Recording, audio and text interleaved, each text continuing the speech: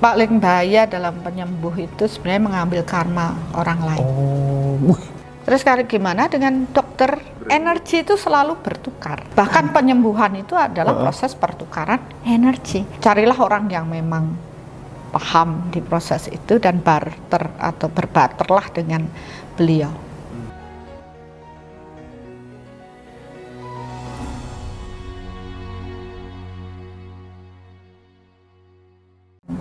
Yang paling bahaya jadi penyembuh menurut Bunda?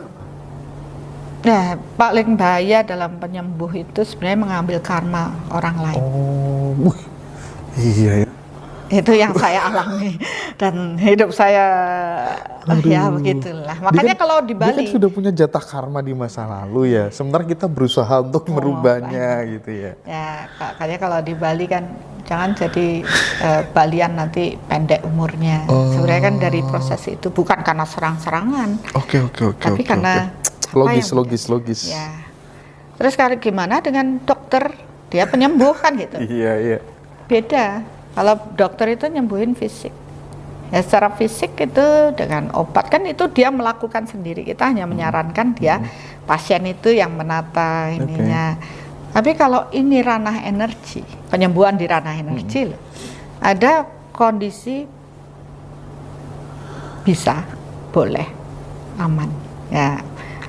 Boleh ya itu dah. Benar ya Mas ya? Nah, bisa boleh aman. Orang itu bisa menjadi healer kan sudah bisa. Apakah boleh melakukan hal itu? Kalau memang karmanya dari orang yang mau berobat atau ini memang ada karma yang harus dibayar, oke, ada energi bolehlah dia.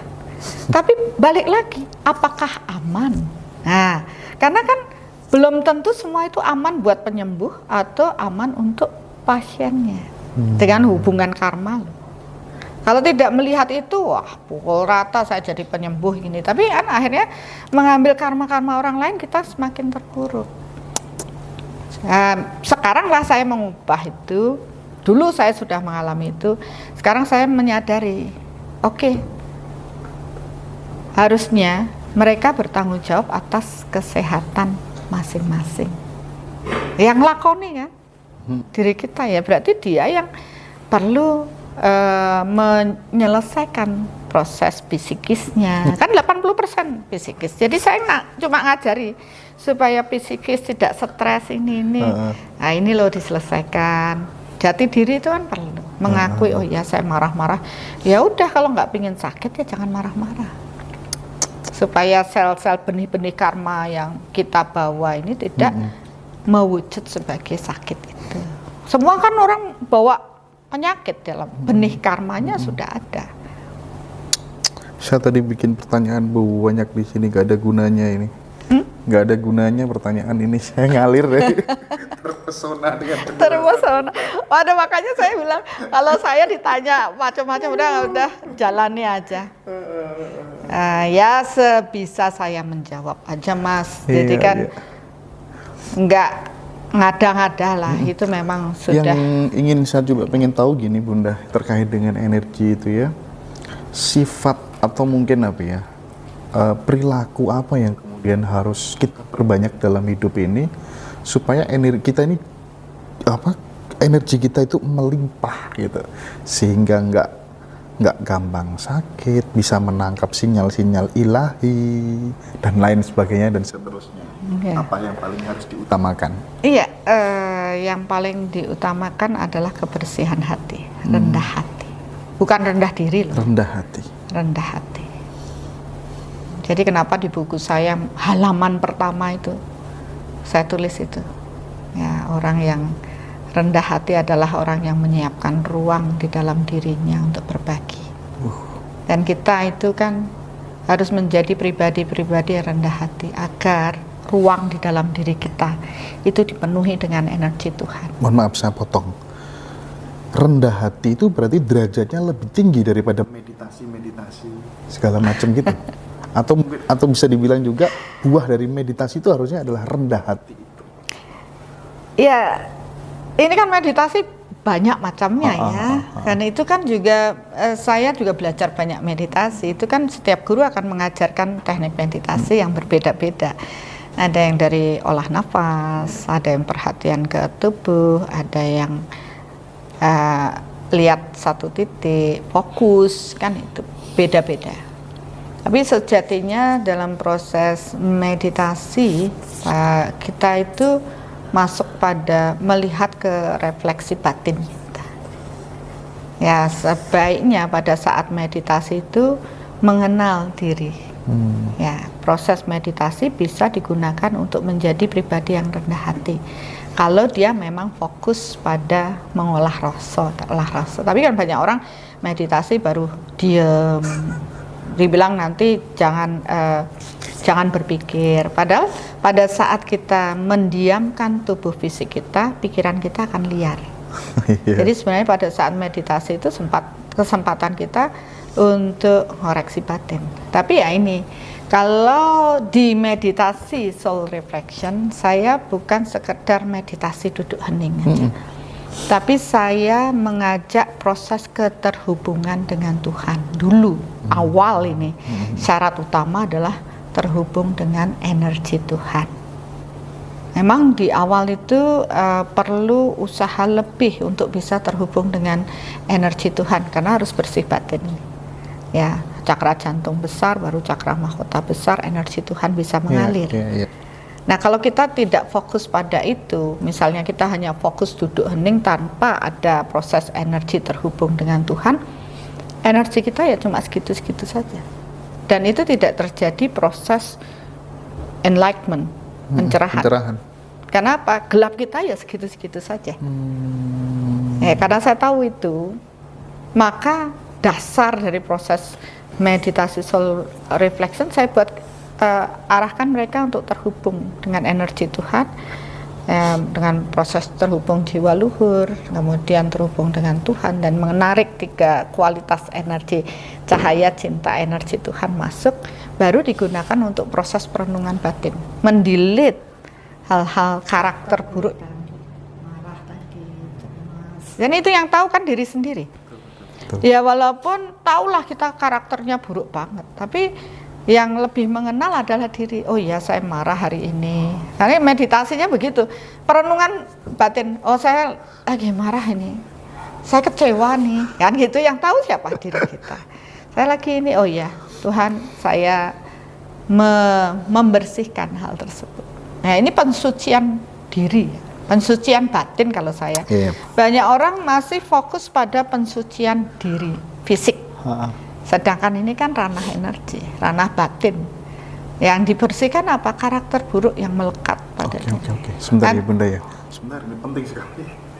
Jadi kan selama ini teman-teman kan kebangkitan spiritual kan seolah-olah di sembarang tempat ini banyak teman-teman yang lagi mulai yang tadinya dari dogma-dogma buta sekarang sudah mulai inilah pikirannya sudah tidak cekak ciut dan cetek lagi gitu kan ya. Benar, sekarang lagi seperti itu. Tapi mereka seolah-olah hanya terfokus pada udah yang penting meditasi, baik formal maupun non formal gitu. Tapi kalau saya sedikit menangkap dari apa yang Bunda sampaikan tadi, sebenarnya tanpa meditasi pun asal seseorang itu fokus untuk membersihkan sifat-sifat yang buruk, angkara murka dalam dirinya, maka enlightenment itu akan terjadi. Ya benar sih. Nah, itu kan cuma salah satu cara meditasi. Nggak butuh guru manusia loh sebenarnya. Kenapa? Nggak butuh guru manusia sebenarnya. Oh butuh, Mas. Butuh. Kenapa butuh? Karena tidak semua manusia mampu melihat kegelapan di dalam dirinya. Jadi butuh penuntun kan gitu. Siap. Sekarang orang bilang, saya butuh guru yang tidak berfisik. Nah, padahal guru yang tidak berfisik ini kan belum benar ya. Ada yang katakanlah masih di level dimensi rendah, ada yang ini enggak apa-apa, orang dia memang harus, kalau saya melihat proses ketertarikannya itu ya karena proses kesadaran jiwanya masih di situ ya. Biarin aja dulu dia main-main gitu. Sampai ada mentok ya, ada chaos, ada apa kan, ada harus ada, baru ada kesadaran bertumbuh. Nah dari situ nanti akan ada kesejenisan lagi. Nah ini kan akan terus berpindah hukumnya alam itu. Nah begitu mereka sudah tidak di sana, dia akan menyadari saya butuh guru yang butuh menuntun secara berfisik. Dan saya pun akhirnya menyadari bahwa saya tidak sebenarnya semua manusia membutuhkan guru untuk terhubung dengan Tuhan. Dan akhirnya saya menyadari bahwa guru itu sudah terlahirkan loh. Guru-guru suci, para nabi, ya, katakanlah awatar yang memang menjadi jembatan. Tapi kembali dari sekian itu yang merupakan jiwa luhur, itu kan tidak semua. Jadi terhubung dengan siapa itu penting menurut saya, sehingga nanti bisa terhubung dengan Tuhan. Karena kesejenisan daripada proses energi ini ada yang berhubungan dengan param-paramnya, keguruan dari ini nanti sampai guru yang paling ini terhubung secara energi. Tapi apakah ini akan membuat cepat jalannya kalau guru di sini masih ego, masih arogan, ya energinya mentok, nggak ngalir, karena energi Tuhan halus. Maka dibutuhkan jiwa yang bukan jiwa manusia biasa yang dipilih sama Tuhan, yang kemudian saya bilang jiwa luhur, higher soul itu kalau dibilang, yang lebih derajatnya lebih tinggi, mampu menghandle energi yang lebih besar, yang memang diturunkan Tuhan untuk mengajarkan hubungan-hubungan antara Tuhan dengan ketuhanan lah, ilmu ketuhanan. Ini kan semua ilmu ketuhanan yang diturunkan. Manusia melabeli dengan agama, semua akan mengarah sana. Nah, kepada siapa mereka nyantol secara energi ini juga mempengaruhi. Jadi kan saya bilang saya tidak mengubah agama karena jiwa luhurnya sudah benar. Cuma bagaimana kita bisa nyantol dengan baik dengan kebersihan hati tadi. Nah di sini kan masih berteori. Kalau saya kan ada ngukurnya untuk menyadari saya itu masih apa sih supaya bersih. Oh ternyata solar plexus saya masih besar. Saya belum bisa dikatakan spiritual. Saya masih ego, masih ini. Nah, proses spiritual adalah ketika seseorang terhubung dengan Tuhan, Tuhan yang maha spirit yang luar biasa. Benar-benar bisa mengalami Tuhan secara utuh, gitu ya, Bunda. Dan Tuhan tidak bisa hanya teori. Nah, sekarang Tuhan yang jadi masalah kita ini dengan adanya agama, mohon maaf, harusnya kan memang agama sibuk mengajarkan cinta kasih kepada siapapun tanpa batas. Betul. Tapi pada kenyataannya pertengkaran sampai kemudian nyawa melayang itu disebabkan juga karena faktor merasa Tuhan kita berbeda deh, sehingga kamu tuh mohon maaf kafir segala macam muncul di mana-mana gitu. Bunda resah nggak dengan hal-hal seperti itu? Nah itu pertanyaan saya yang pertama ya. Yang kedua, sebenarnya deskripsi Tuhan secara universal itu sebenarnya apa menurut Bunda? Iya, saya resah ya jelas ya. Ya. Ada rasa prihatin. Ya. Dibanding dulu ya, masih saya kecil itu kan toleransi beragama itu masih kuat lah. Masih zamannya saya masih di Jogja, saya masih di Semarang. Ini kemunduran dong berarti? Iya sebenarnya. Ini kan proses kehancuran sebenarnya bumi ini. Nah sebenarnya itu sudah dinubuatkan kan. Itu sudah ada di peramalan. Oke. Dan memang harus ada seleksi alam untuk itu.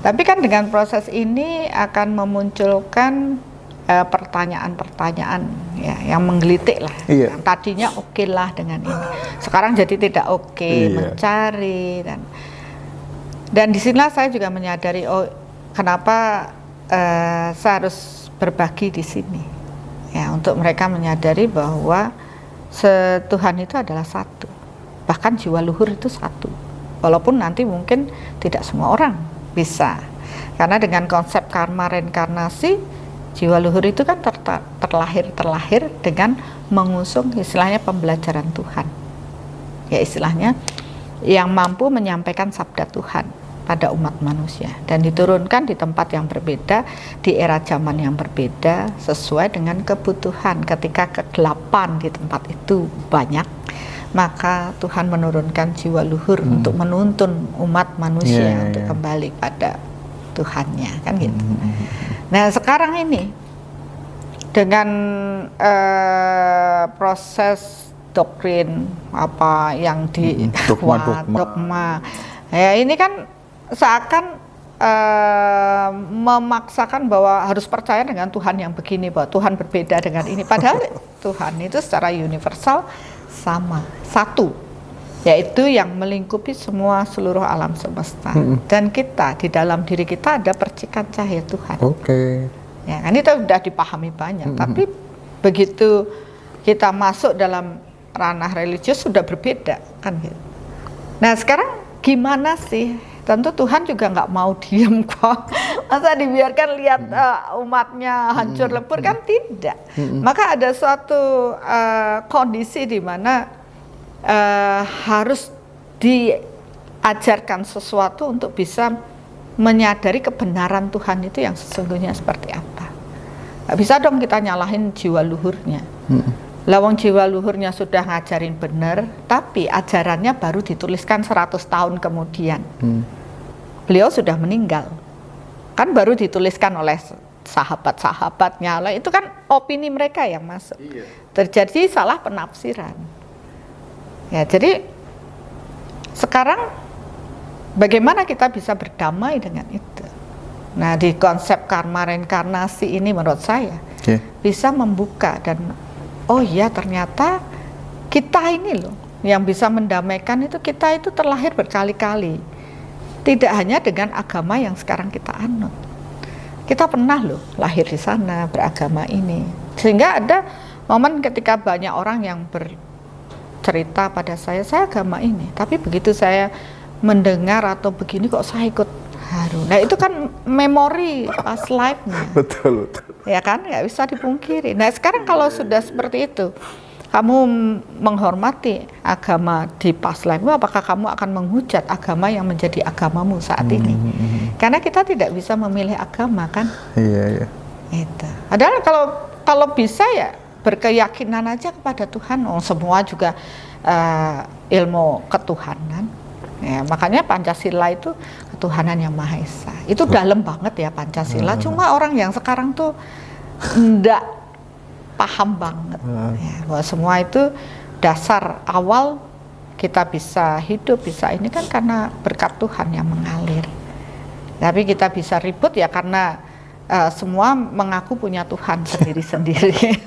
Terus yang lain lebih suci, yang ini jelek. Padahal kalau tahu nanti mereka akan menghargai.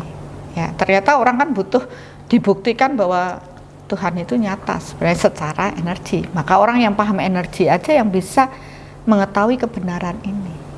Ya, yang goib udah nggak goib lagi karena energi sudah dipaham. Ya. Saya pernah diajarin sama kakak saya dulu gini, Bunda. Hen, kamu pernah bikin kebaikan apa? Ingat-ingat di masa yang dulu. Waktu kamu masih kuliah atau apa begitu. Kamu punya cita-cita apa? Tuker kebaikanmu itu dengan cita-citamu itu. Tak lakukan, Bunda. Jadi kenyataan itu nyambung nggak kira-kira? Nyambung. Pertukaran energi. Energi itu selalu bertukar. Oke. Ya, bahkan penyembuhan itu adalah proses pertukaran energi. Kemakmuran juga proses pertukaran energi. Dengan Tuhan pun pertukaran energi. Jangan salah. Contohnya gini. Kita mau ketemu nih sama Tuhan. Terus energi kita buruk, kotor. Energi Tuhan tidak bisa masuk. Maka kita harus mengorbankan ego kita. Buruk ini dilepaskan, baru energi Tuhan bisa masuk. Kan ada pertukaran. Iya. Ada barter yang tepat. Makanya kalau di spiritual bilang ada mahar yang tepat. Narik napas saja harus ada hembus napas. Gitu. Kalau kita tidak pernah berbuat, jangan harap kita bisa menuai kan gitu. Kalau misteri terkait dengan hoki atau orang-orang yang nasibnya itu selalu beruntung, terus kan kadang ada, Bunda, apes gitu. Nah itu kalau penelitian Bunda nih terhadap orang-orang yang pola hidupnya itu selalu beruntung, itu sebenarnya apa yang terjadi dalam diri mereka? Iya itu tadi mereka punya tabungan kemakmuran yang bagus di past life, ya.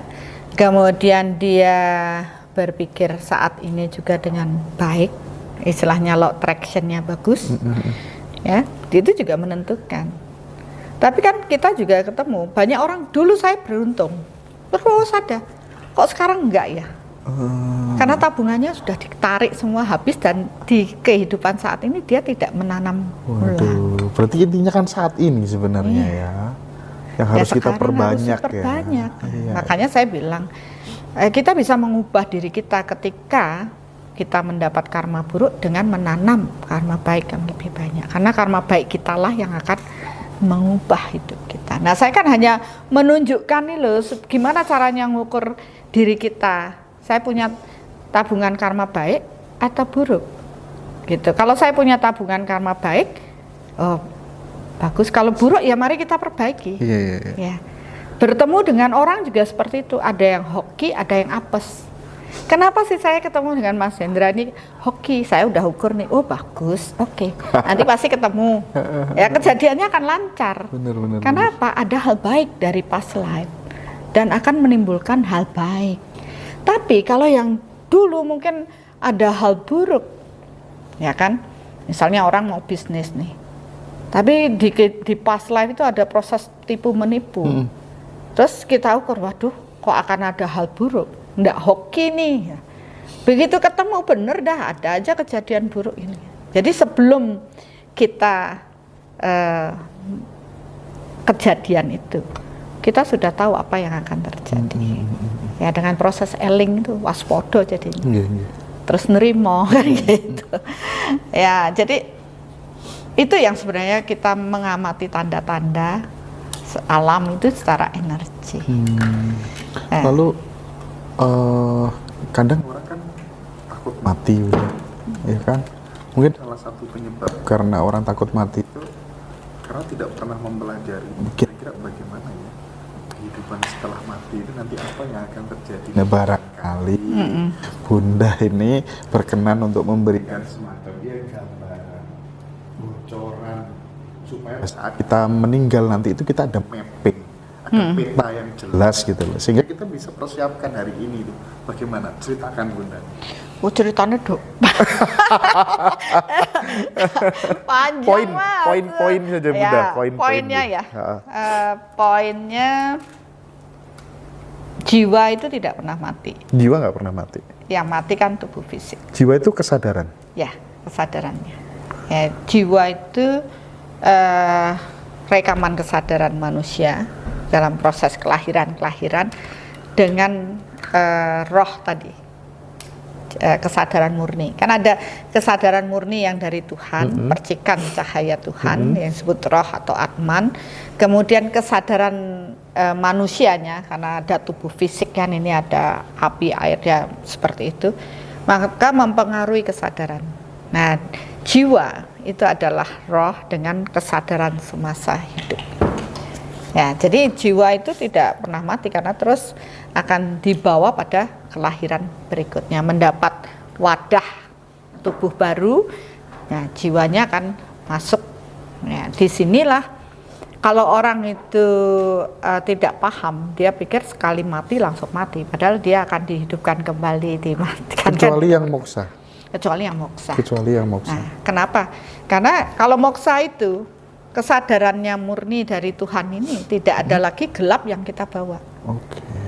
Dan orang kan pingin seperti itu supaya yang murni kembali ke murni kan. Nah, yang saya bilang Mas itu 8 poin kan berarti ada 2 poin yang masih harus diselesaikan supaya murni tadi bisa kembali pulang. Nah, pada saat kita dalam kesadaran saat ini dengan rekaman jiwa kita, kalau dia bisa menghargai, maka dia akan bertumbuh pada proses spiritual menuju Tuhannya. Dia akan melepas gelap-gelap kita. Dan sebenarnya itu membuat jalur dalam proses ada lorong lah ya. Lorong, orang bilang lorong sakratul maut dan sebagainya. Nah, lorong ini kan kita yang menciptakan, membuatnya. Mengarah pada Tuhannya atau mengarah menduakan Tuhan, mengarah pada kekuatan yang lain.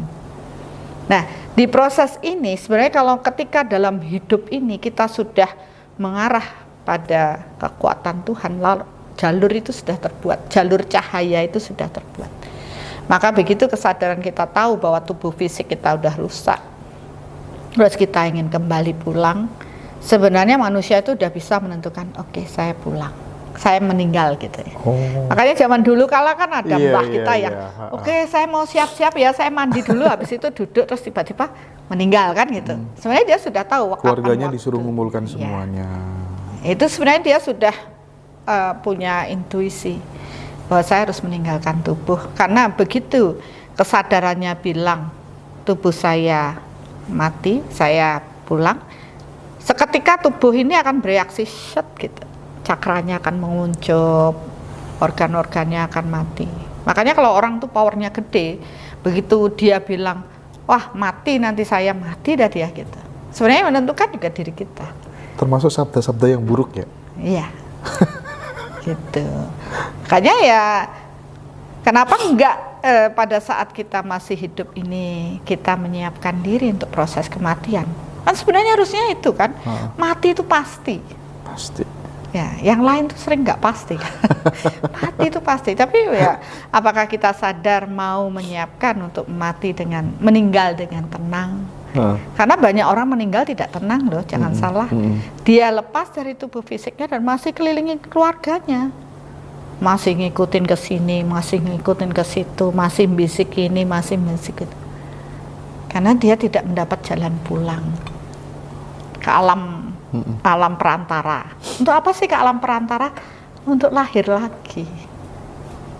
Inilah yang banyak yang belum paham. Misal Mas ini mati Bunda, misal ya, misal katanya kan kalau orang mati dikirimi doa Bunda.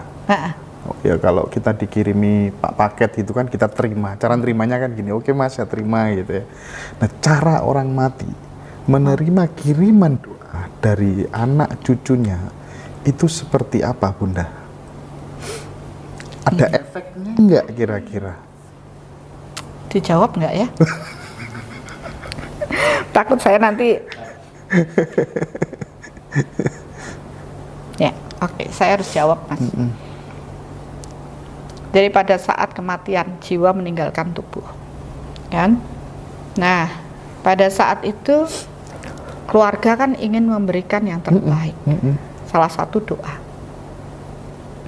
agar ya katakannya jiwa daripada keluarga kita mendapat tempat yang baik, katakanlah masih di sisi Tuhan, karena tidak langsung menuju Tuhan, itu belum menyatu dengan Tuhan kan jadinya di sisi Tuhan. Nah, pada saat meninggal ini sebenarnya karma baik dialah yang menghantarkan dia untuk bisa berjalan pulang, karena pada saat dia meninggal keluar dari tubuh, dia jiwa ini tidak berkesadaran dengan baik, maka dia akan menuju tempat orang yang terikat dengannya. Contoh nih, orang meninggal di kecelakaan di jalan. Kesadarannya dia masih berada di situ kan, karena dia nggak berkesadaran waktu meninggal. Dan dia ada di situ terus nangis lah apa. Itu yang terjadi karena dia tidak punya, pada waktu hidup itu dia tidak tahu jalan pulang. Ya dia masih di situ. Terus Mas nih misalnya sangat terikat lah sama rumah. Terus meninggal, entah meninggal di rumah sakit atau di rumah, dia akan cari kemana pikirannya menuju, di sana dia akan terus di rumah, masih kemana-mana. Makanya masih kelebat kemelekatan itu ya. Nah disinilah banyak upaya yang dilakukan oleh anak keturunannya kan, untuk membuat dia baik, kirimi doa. Sebenarnya yang bisa membantu adalah kekuatan seseorang yang powernya cukup untuk menghantarkan jiwa ini, kamu loh sudah nggak di sini lagi, kamu loh sudah meninggal, memberikan kesadaran. Habis itu ayo pulang, kamu harus proses membawa ikut cahaya, ada prosesnya untuk dia ngantri lagi, lahir lagi. Tapi kan orang dengan power yang kuat itu butuh pertukaran energi juga untuk mengantarkan, menyempurnakan arwah itu. Iya, benar. Nah, disinilah kenapa proses-proses energi itu ada dari keluarga, kan mencari orang yang bisa untuk proses. Tapi sebenarnya harusnya dia yang mencari jalan pulang sendiri. Harusnya. Nah, kadang ritual banyak besar pun tidak menjamin jiwa itu seperti itu. Makanya kenapa kita diajarkan untuk mengingat Tuhan pada waktu proses kematian. Karena kemana pikiran kita menuju pada saat kematian, kesanalah kita akan menuju. Kan energi mengikuti pikiran. Jadi kenapa orang berlatih menyebut nama Tuhan, supaya energi kita tuh, pikiran kita tuh pas mau meninggal itu nginget Tuhan, sehingga prosesnya jalan pulangnya dapat.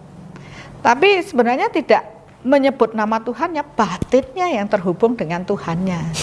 Tuh, makanya kalau yang masih emosi, kadang kan orang masih punya dendam, ya dia nggak akan ke sana karena dia akan mencari orang yang di apa istilahnya dendam sama dia, ya di situ terus.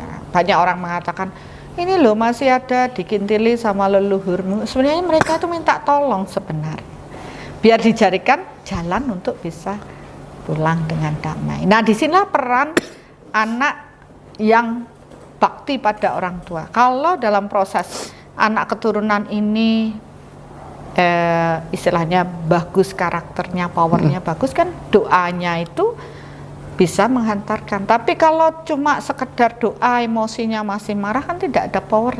Kalau misalnya ini Bunda, anak, oke lah aku beramal sekian untuk orang-orang yang tidak mampu. Jika kemudian ada energi baik, kutukar untuk bapakku yang sudah tiada, itu gimana? Dengan penuh keikhlasan gitu? Enggak bisa juga. Enggak bisa. Enggak bisa tuh. Sejatinya begitu. Ini kan baru keinginan manusianya seperti itu. Tapi sejatinya ya kalau bisa, yang saya lihat bisa, carilah orang yang memang paham di proses itu dan barter atau berbarterlah dengan beliau untuk membantu menghantarkan. Jadi kenapa di agama dibutuhkan pemuka agama yang mendoakan dan sebagainya. Dianggap power beliau sebagai orang suci mampu, tetapi kan tidak semua di situ. Betul. Makanya kalau kita di Sul ini terukur, oh yang ini bisa, yang ini enggak, karena energinya berbeda. Yang ini bisa, yang ini enggak, kan gitu. Iya. Nanti kita bikin kegiatan Sul itu Bunda, melibatkan teman-teman ini. Silahkan. Mereka sangat berharap Bunda. Iya. Jadi saya kemarin dititipi banyak teman-teman, Mas, harus bikin pelatihan online bersama dengan Bunda. Iya. Saya siap di proses online, ya kita sebenarnya sudah berbagi ya. Langkah awal mengenal jati diri, kemudian 4 aspek. Cuma untuk secara pembelajaran energi kan tidak bisa jarak jauh ya. Langsung aja Bunda. Ya, harus langsung aja. Offline. Biar saya sering-sering ke Bali. Ya nanti saya undang deh Mas kalau memang ada acara. Bunda, kalau menurut panjenengan ya, nama itu apakah akan mempengaruhi nasib seseorang? Betul, sangat mempengaruhi. Ya. Kalau gimana kita bisa mendeteksi nama kita ini kira-kira bikin nasib kita buruk atau nanti, baik? Ya itu belajar soul meter dulu Mas, gitu ya. Walaupun nanti kalau bertanya ke kita juga bisa, tapi sebenarnya kan saya lebih senang mengedukasi ya, karena pelajaran ini dipakai untuk seluruh kehidupan kita. Karena nama dari energi nama itu kan ada. Banyak orang kabutan jeneng istilahnya kan, sampai diganti, diruat. Ya sebenarnya ya begitu yang terjadi. Kalau namanya sesuai itu bisa menguatkan daripada proses jiwa. Contoh gini, jiwa ini kesadarannya rendah, tapi dikasih nama dewa-dewi yang gede gitu, jadi kabotan dia. Jadi dia nggak bisa apa-apa. Begitu diganti nama yang sesuai baru dia bertumbuh. Pernah wawancara sama Mas Piyu kalau nggak salah ya. Oh iya. Iya kan, yang personilnya Padi itu. Saya nggak tahu ya. Kalau nggak salah itu Mas Piyu tuh pernah bilang bahwa beliau itu pernah jadi korban lagu katanya. Jadi ternyata lirik lagu itu bisa mempengaruhi nasib seseorang. Bisa. Nah, penjelasannya bagaimana Bunda? Ya, lirik lagu, kata-kata lagu yang diciptakan itu kan semua dalam bentuk energi. Kalau lagu itu melo terus selalu afirmasinya galau gitu ya, itu akan terekam di dalam bawah sadar kita. Apalagi kita nyanyikan dengan sepenuh hati gitu ya, powernya cukup langsung jelek gitu. Nah itu akhirnya hidup kita terpola seperti lagu itu. Contohnya udah banyak ya? Iya, banyak sekali. Banyak sekali ya Bunda ya. Tanpa disadari, disinilah kita mengolah rasa ini kan mengidentifikasi, oh iya saya ada itu di frekuensi ini saya bersihkan. Itu paham nggak paham ilmu itu semuanya akan kena? Semua akan kena. Hukum energi itu paham nggak paham semua akan kena. Oh iya. Karena kita kan punya tubuh energi. Nah ini yang sering tidak dipahami, orang hanya melihat yang berfisik aja. Begitu energi itu dirubah, semua berubah. Karena proses penciptaan itu kan berawal dari pikiran, apa yang kita pikirkan. Begitu pikirannya berubah, ya polanya berubah. Makanya pengelolaan pikiran dan rasa itu radiasinya harus benar.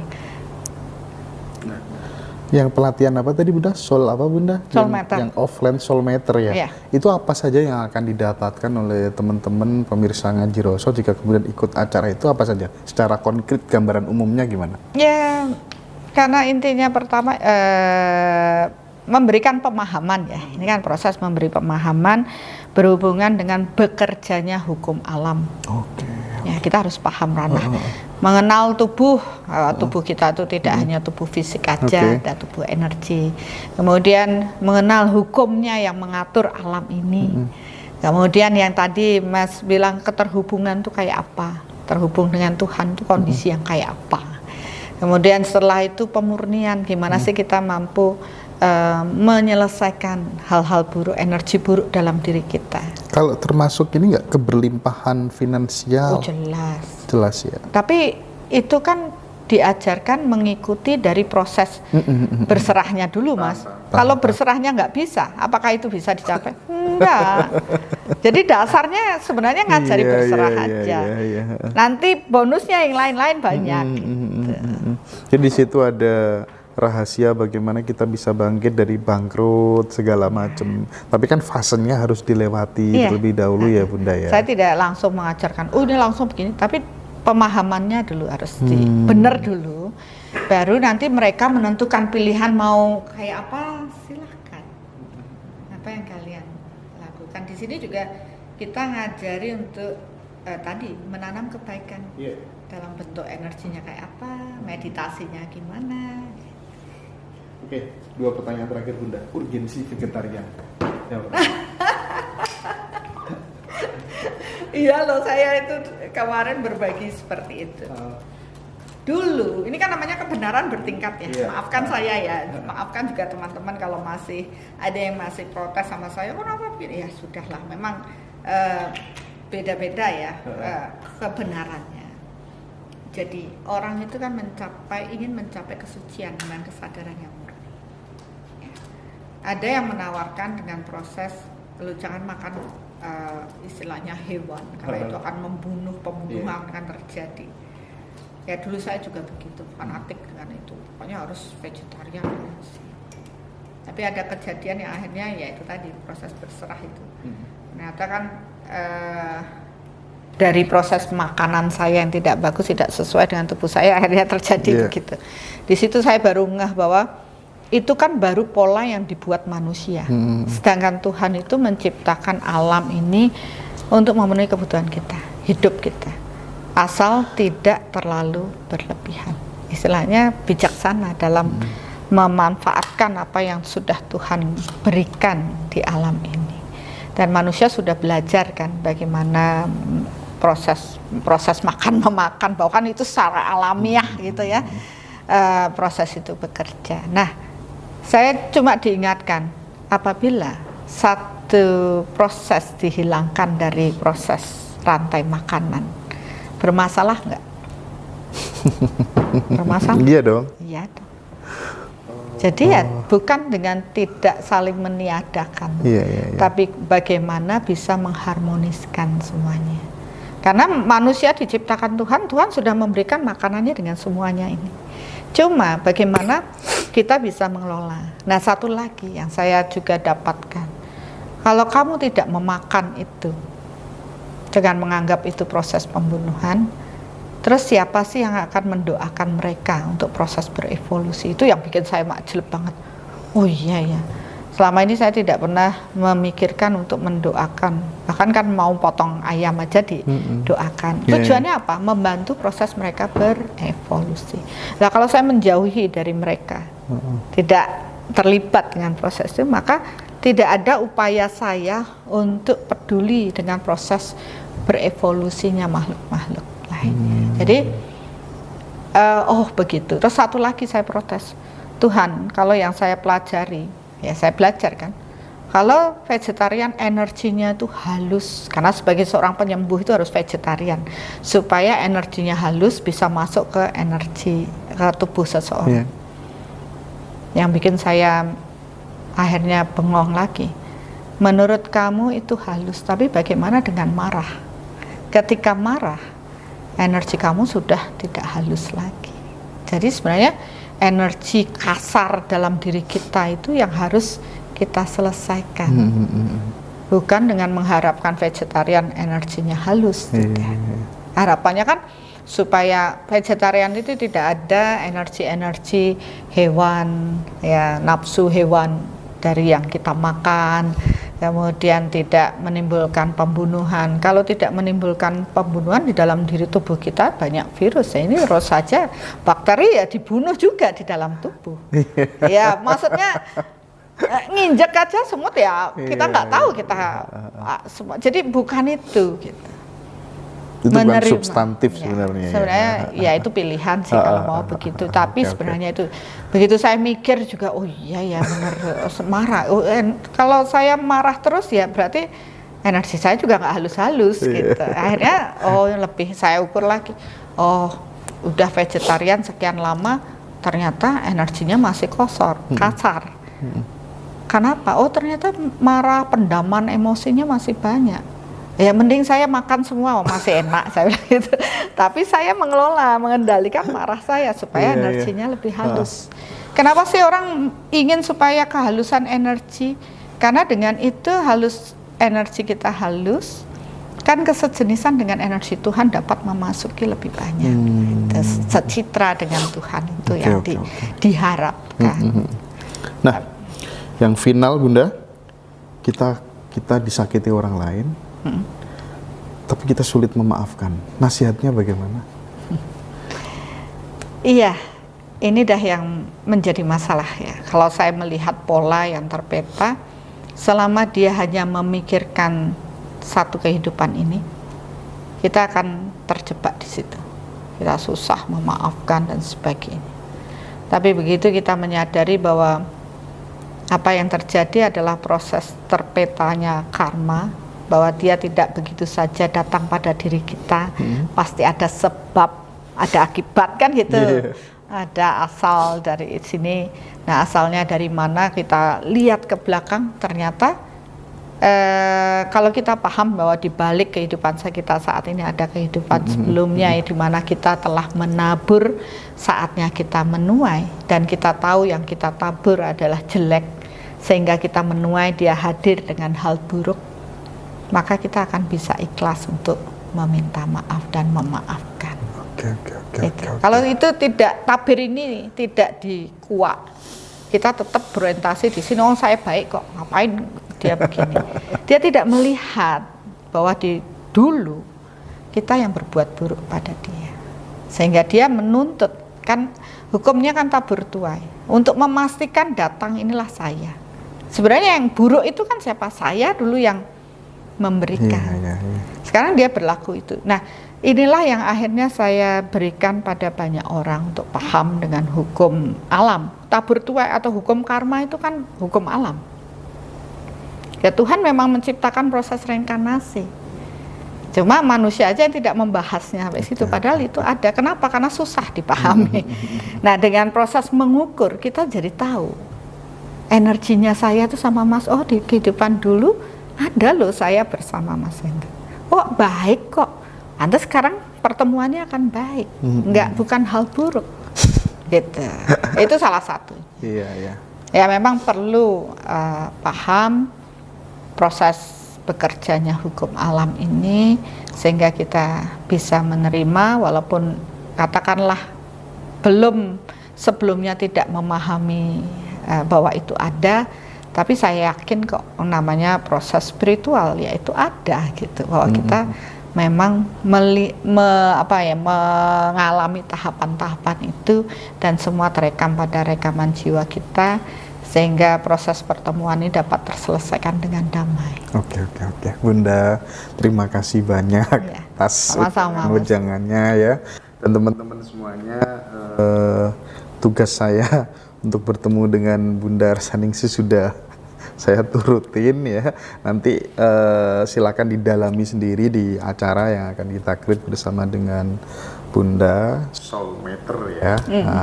Jadi sekali lagi saya dan tim mengucapkan terima kasih banyak kepada Bunda. Sehat selalu Bunda, terus menginspirasi kita semua. Sehat selalu juga buat timnya, keliling-keliling ya kan, merangkum dan berbagi kebaikan pada banyak orang. Oke, terus Bunda.